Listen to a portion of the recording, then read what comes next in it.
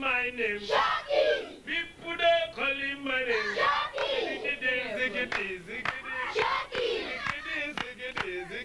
Shocky. Tanga, bendano, kikoto kutan, wine. Tanga, bendano, kikoto kutan, wine. Somebody call my name. Shocky.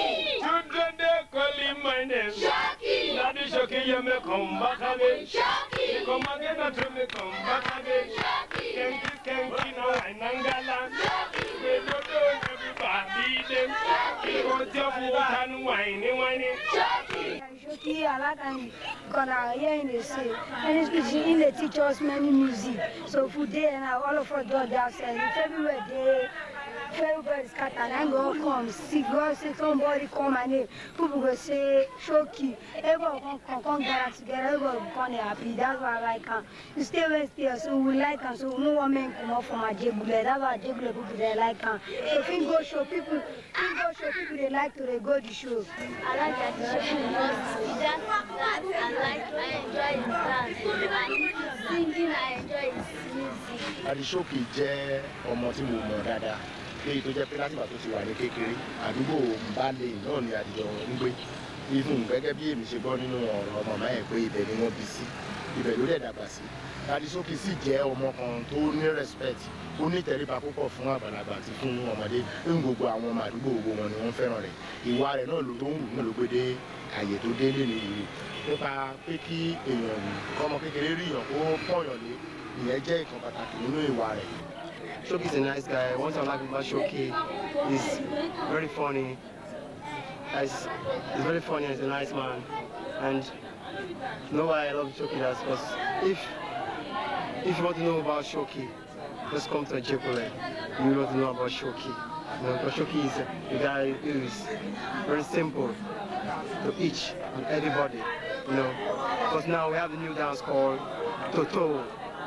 Now we have dance called Chameleon, that's bicycle walking. Then we have dance called Toto, those Toto like this, you know, they move, you know, Toto, that's the brand new coming out of Daddy Shocky, you know, respect, you know, big up, you know, all right.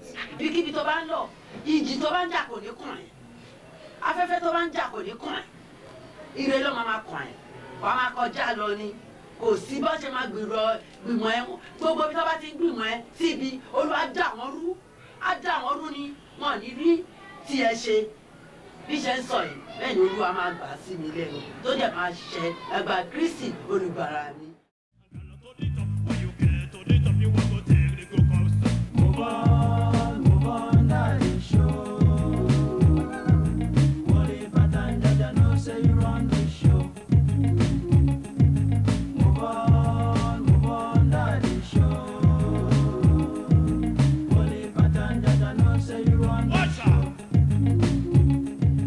Nínú rédíò làwọn èèyàn wá ń pè mí pé àti wá gbọ́ nǹkan tó ń ṣẹlẹ̀ o pé ọmọ mi máa yege o èmi ní àbí irọ́ ni kílẹ̀ ń wí mo bọ́ sí ilé yàrá àwọn lébọ̀ mi mo á gbọ́ èmi náà bẹ̀rẹ̀ sí ní ogun bẹ̀rẹ̀ sí ní yọ̀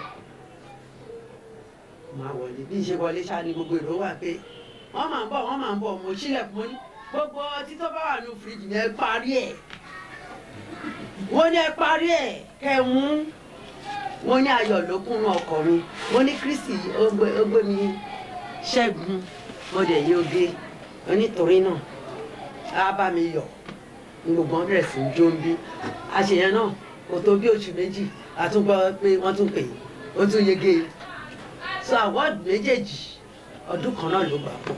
The first day, me and my brothers, Daddy Fresh, Sexy Pretty, and Cashman David, we went to P-Man Award. We were sitting, helping them to arrange the chair so that we can get a sponsor. You know what happened? One day, our dignitaries. Wow. And today, I am happy I am sitting with those dignitaries. Because of this, I want to get to the top. So this one goes to all my ghetto brothers out there in Ajegule. Don't go, you can achieve many things. Congratulations, people.